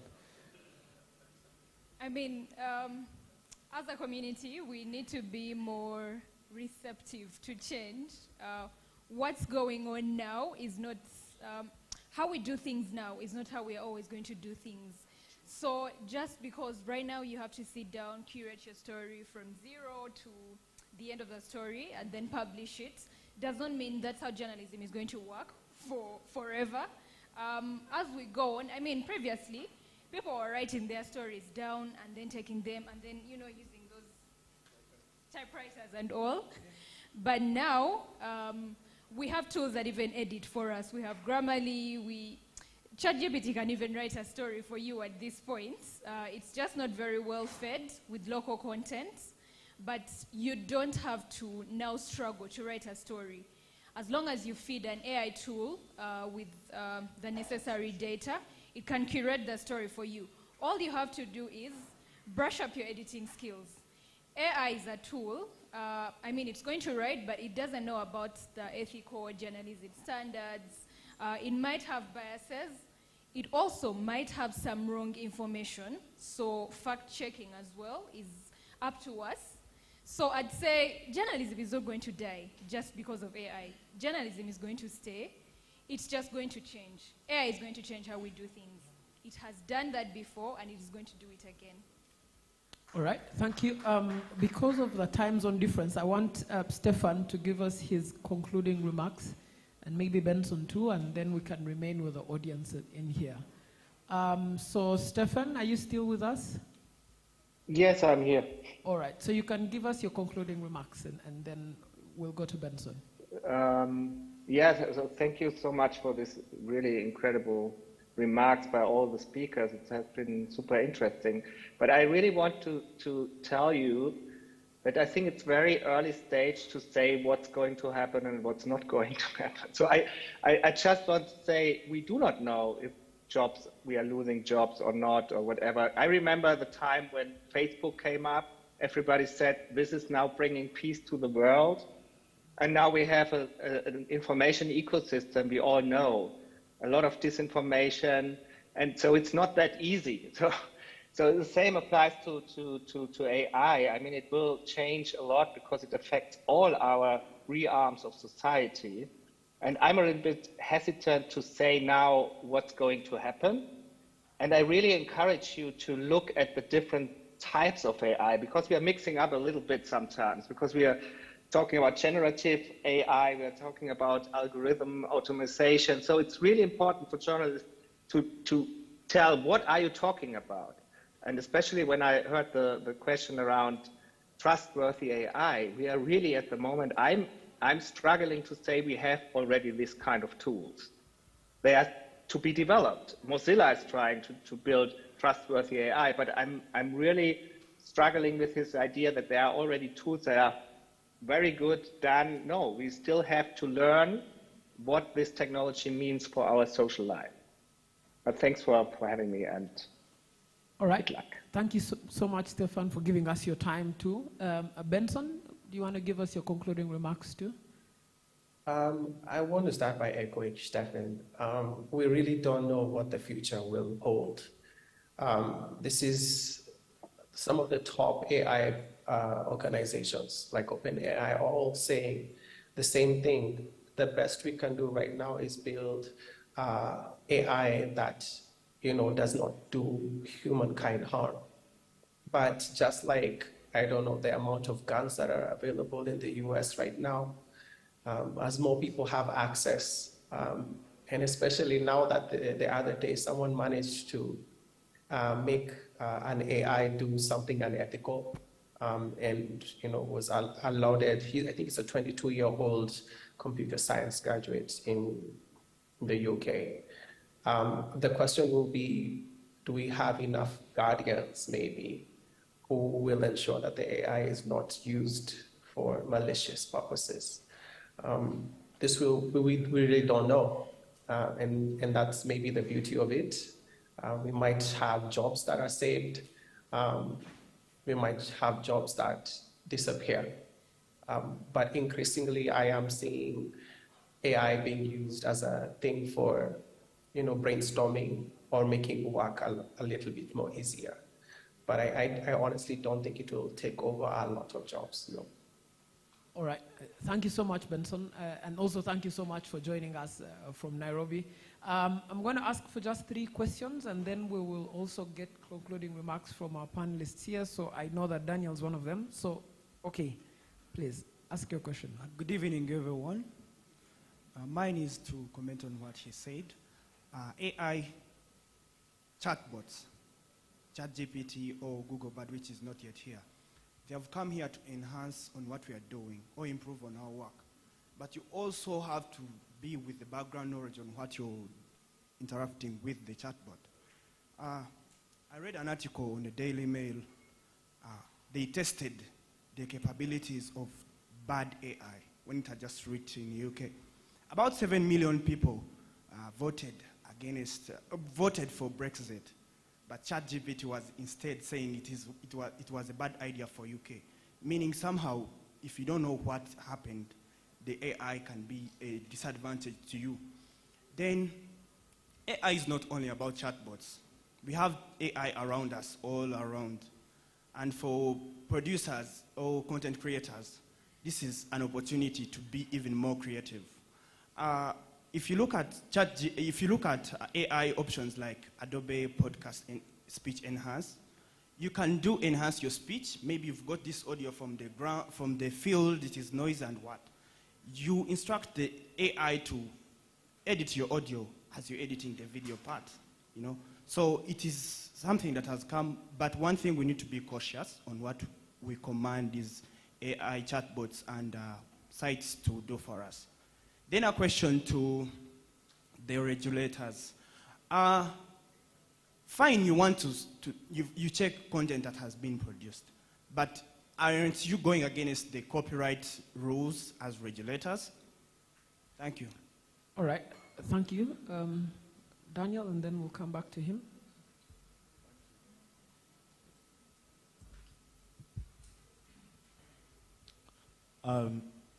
Guys, so really interesting. I am humbled to be amidst your presence. I mean, in the entire room, I'm the AI expert here, right? And so when the lawyer was saying they have the last word, I was like, yeah. Because there's a big part of law that now is being carried out by AI systems. If you've heard of a system called Campus, used in Baltimore to dispense judgment and the like. I wanted to just speak very succinctly, right? To the content creators, you are the custodians for telling our stories. Okay, so if you focus on stories that are only piquing the frenzy of the people, it means there's a big side that you won't tell.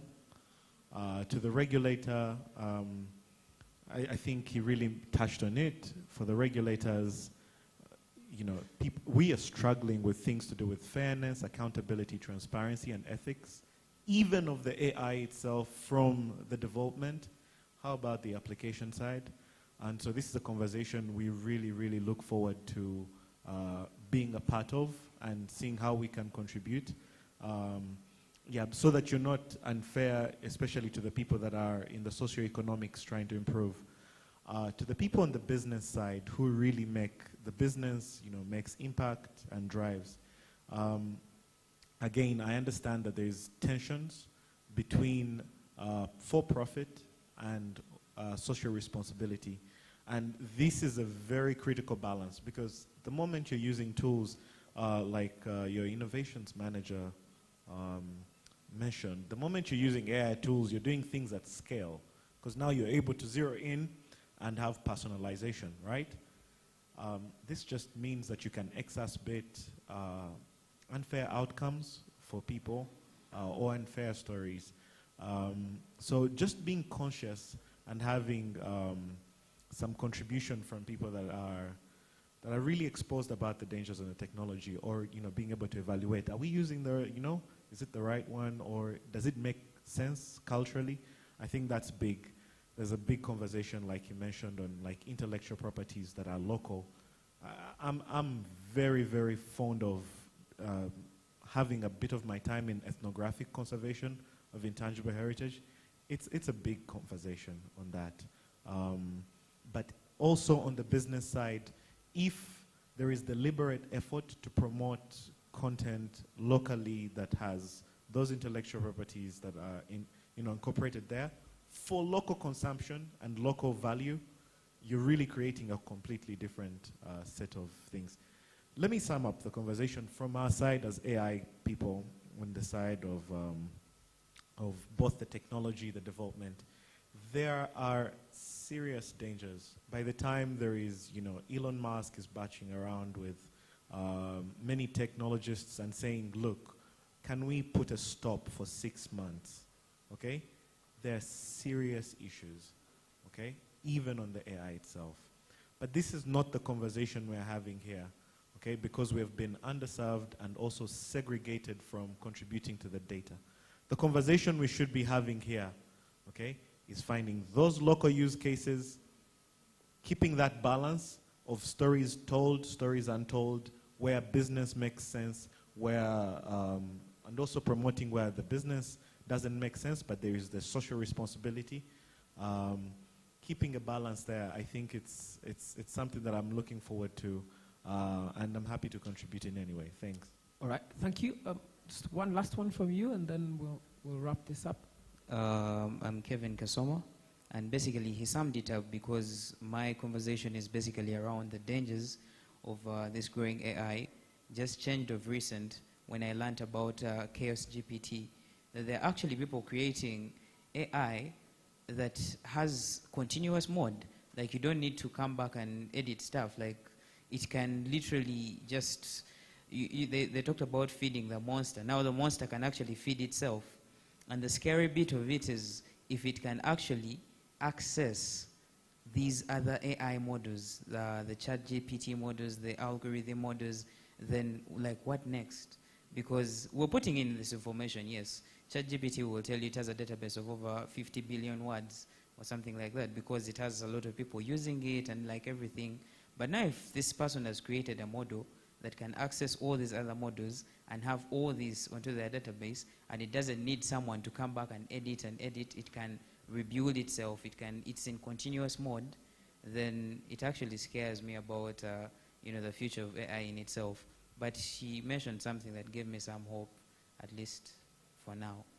All right, thank you so much. So I'm going to come back to our panelists to wrap this up. Maybe I'll start with you, Clifford, and then we'll wrap it up with Lizel. Okay, as the discussion was going on, I realized that the final remark that each one of us are going to give a 50-50 point, whereby there is a lot of human involvement and there's a lot of, there is just as much human involvement as there is AI, where we are guiding it. And the reason is it's not customized or localized. There's not enough data to assist us. We can't have it fully automate systems, given one or two reasons. And that's understandable. It's where we are now. We can decide to work towards building AI for us. We can decide to do that. We can decide to see how best we can use AI on scale. It's a continuous journey, the same way it's been since we were introduced to any assistant or productivity tool a couple of years back. So while we move towards the future, we have to hold fast to our standards, our understanding of how the job should be done, and what's right in our lines of work. Chaos GPT is scary. I was reading about it as well. And there will always be another in curriculums, things like that. Like Francis mentioned earlier on, tools have been there all this time. Many years ago when we were starting our journey in the industry, not journalism but technology, we had cron tabs, Cron tabs were used to run backups in the middle of the night, okay? These were much more like what you guys are calling AIs today. But these things would do, you just instruct it once, it learns your instruction, and it will do what you want over the next so many years as long as you don't disrupt it. So today, it's just that many things have gone now software, because much of what you're saying here is software driven. Back in the time, we also had embedded devices. The embedded device, you embed software instructions into a device and it will do something the way you want it to do. And it performs that particular role for a long time, or you can even expand its role if you want it to. Okay? So these things will continuously come, but human beings have learned how to metamorphosize. At one point, we used to just walk. Bicycles came, started riding, vehicles came, but we adapted and found a way. There were typewriters at one point. We had typists, a full-time typist, can you imagine? Damn. Now, computers came, everyone is a typist of their own, humans have adapted. So along the way, people will learn and they will understand how to coexist. I'm going to mention one thing. I like what Silva said to Paul. I'm going to bring my perspective. I've had the privilege of working in about 3 media houses in this country, and the regulators are always very interested in how you cook the food, actually. You say how you cook the food. What's in the kitchen? UCC will come and ask you, do you have a delay machine? Do you have a cough machine in your radio studio? We don't want guests coming and coughing with their rockets here and there. So it's actually important that at least there is a framework paper put out by UCC on how these things are done. Because if you're interested in how my audio and visual goes out, you must be interested in how I'm producing texture for them who do all the old thing they produce on newspapers. And him who is producing on a website. You must have some interest in how that content is cooked. Thank you. All right. Paul, I continue to remind you that Silva and I are available as consultants to draft this paper. 1 hour on ChatGPT, it will be ready. Thank you very much. I think they are right, because there are 2 aspects. There is the engineering aspect of communication, and there is the content. So the engineering would want to know whether, you, for example, you have the pre-listening device, because it helps you to filter an inappropriate content. So I can say that is the kitchen.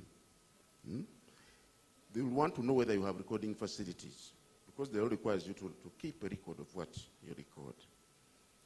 But when it comes to content, what the public sees, because the public is not interested whether you have a modern studio, whether you have AI. When you put pornography on air, whatever you had there, it now becomes irrelevant. That is the content aspect I was talking about, that we are interested in a content regulation. We look at if the content is bad, we can't say that the technology was very good, the studio was sophisticated, the content is bad, the content is bad. So I think that one is clear. Then there's somebody commented about, it was related to the lawyers about copyright. That when we go for content, are we not infringing on copyright? No. The standards say that all broadcasts must conform to the existing law. So the copyright law must be observed and strictly. And it is a pity that most of the content does not abide by the copyright law, and we are coming out strongly to enforce that. I think I can. Paul, we conform to copyright, Paul. I visit you once every week to verify these things. Yes, Liza. Thank you. I believe we've had a very insightful conversation. I love that we have looked at both the pros and the cons that AI has on journalism. I'm very pro-technology, so I'm very excited to see where working with AI is going to take us as an industry. I mean, look at Google's Bard that is coming up. Google Bard is going to be writing, and we are writing as well. We are publishing our content on their platform. Who knows, are they going to, is bad content going to be optimized over our own content? That's something that I'm looking forward to seeing, and how we can work with bad on our content that we are putting up. So yeah, AI is a very exciting thing to work with. There are a little threats, but I think we can handle. All right, thank you, ladies and gentlemen. Please clap for my panelists. They've done an interesting job. I wanted to end with an interesting story. So last night at about 7, I was leaving the newsroom, heading somewhere, and I received a phone call from someone far away from these lands, and they gave me a very important tip.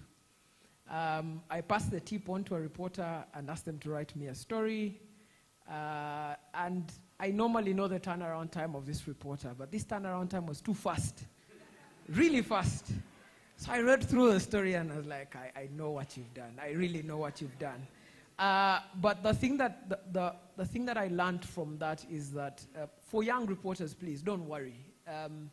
Journalism is built on access, your ability to access a story and tell it. ChatGPT might improve the language, it might improve your research capacities, it might improve the structure of sentences, but nothing will ever take away the fact that it's the phone call from Milan that says Keith has passed on. Nothing will take away that. That's journalism, 411. And nothing will ever take away the fact that it's you to curate the content after Keith's death and say he was an economic powerhouse, he was the permanent secretary, secretary of the Treasury. You've got to talk to all these other people who've spoken with him before and get their angles and put them in. So that's really what journalism is about. And I think the only thing that you should worry about, I really don't worry about technology. It will always regulate itself. The thing you should worry about is underrepresented communities, and that's the beauty. For where technology goes, we've seen this at the Nation Media Group. All our award-winning journalists, the stories that have won them awards are not stories that were clicked on by viewers. So we've always found that award-winning journalism isn't really appreciated in its time when it comes out. It's later on when guys see the award and they're like, this is actually very great journalism. And it appreciates over time. Over time, that journalism becomes evergreen. So please don't worry. Again, I will comfort you both as an employer and a journalist. We still hire journalists, but there are things which will have to change about the way we do journalism, and young journalists have to be alive to that. 64 years back when the Nation Media started, they were employing about 17 typists. We don't employ a typist anymore because we require that every journalist can type their own story. So maybe with time, there are some aspects of journalism that we're going to ask of reporters coming to the newsroom. So please don't worry. The time is going to, the time is going, I'm going to hand back to Tracy so that power has handed back to Tracy and then she can give you the microphone. So Tracy, thank you so much for giving us the time. And I've left you with some 10 minutes to spare. Thank you so much. Thank you so much. A huge round of applause for Mr. Raymond Mujuni and our panelists, as well as our virtual panelists. Thank you so much for being part of this great conversation. Now, of course, I think our fears have been, how do you feel, young journalists? How do we feel? Secure? Well, 50-50. But you see, the power is that AI in itself was developed by a human. I don't think it created itself. You still have creative control. You could also develop some as journalists to counter the ones that have been developed without you in mind. You know, that's something to think about. Yesterday, I was going through social media, and this came out, and it was Universal Music asks streaming services to block AI companies from accessing their songs. That's the battle. So musicians at some place are also like, you know what? No, that's our music. If I'm Beyonce, I'm Beyonce. Rihanna doesn't have to sing my song without my permission. You have this content. You can produce this content and then decide how you apply AI, I think. At this point. But it has been an amazing, amazing conversation, and I hope you drew insights from what our panelists and speakers shared. Thank you so much. Those were great insights. However, this, like I said, is the 4th edition and the climax of the first season of the Media Viability Talks. It is then, however, important that we look back on the journey of Media Viability Talks. Ladies and gentlemen, this highlight video will put that in perspective.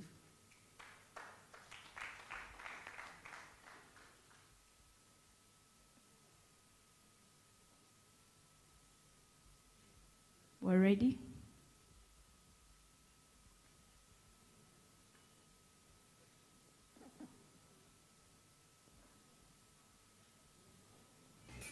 Every society is as good as the information it consumes, which brings in the aspect of media, along with the personalities that boss that space. And today we're going to have conversations with the people that do just that.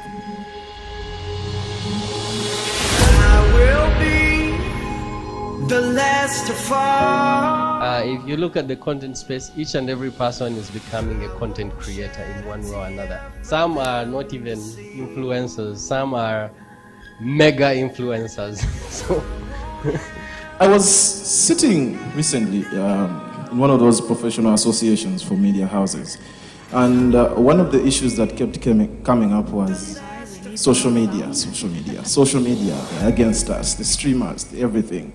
And I remember thinking to myself, this is such a ridiculous way to look at things. You are so stuck in the way you are doing things, you're not willing to understand the new systems and how you can benefit from them. If we asked, we've had so many conversations in this room, and we've been exposed to so many networks in this very room. I hope you picked something from the first season. We hope to come back bigger and better. But for now, to give us our closing remarks, please don't go. There is a lot of networking going to happen, some drinks and food later. But before we go into that, ladies and gentlemen, please welcome back Miss Patricia Maganda to give us the closing remarks.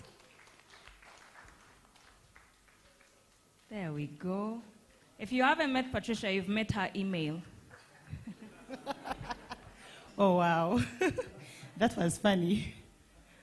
Very good evening to you all. I think we are all now feeling energetic with the knowledge we've gained from here. I think I even have more energy. So thank you so much. Let's give a big round of applause to our panelists and speakers for today. Also clap for yourselves for really participating in the discussion meaningfully. And then a big hand clap for our production team.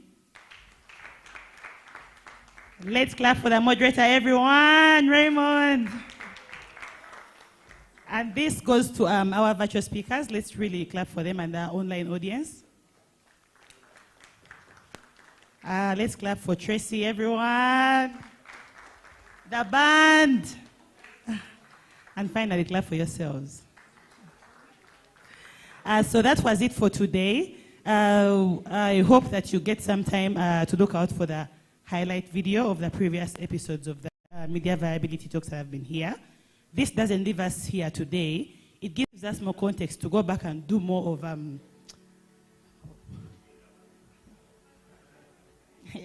Anytime it can ambush you in the middle. New technology. I think it's a soundtrack to my speech, so it's okay.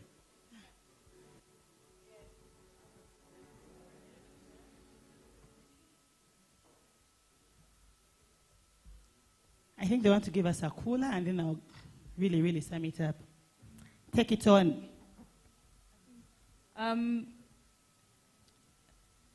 So it has been an amazing conversation, and I know some might want to leave.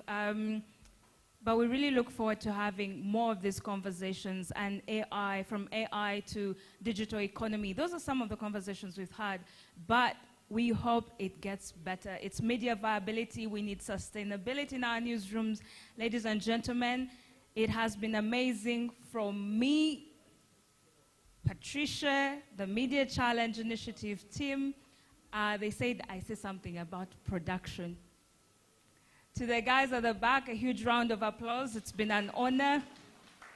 Thank you very much. Patricia, a big round of applause. Okay, I think I have to close so that the band takes it on as we do our networking in the interest of time. So for me, my takeaway as we leave this place today is it's a food for thought for everyone. While we sit back and look at AI and how it's going to affect us as journalists and people in the media industry and the various fields, let's really think about the people who are down there in Koboko, that one farmer out there who doesn't really have a radio at home, they don't have a TV, and they really don't know what's happening. I think our role as journalists is really to be the bridge between AI and our communities, because then that's one of the key reasons why we exist, because we want to create solutions for our communities.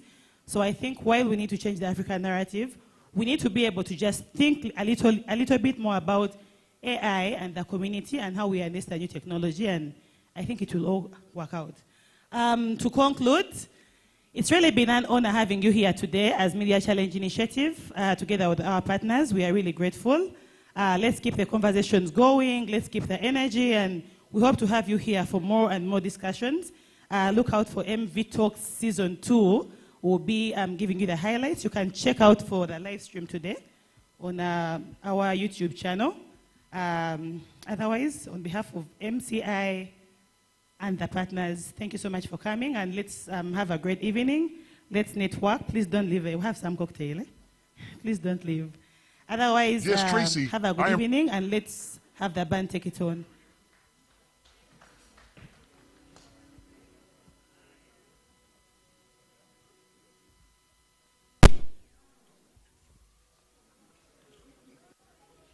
Ready and excited to start.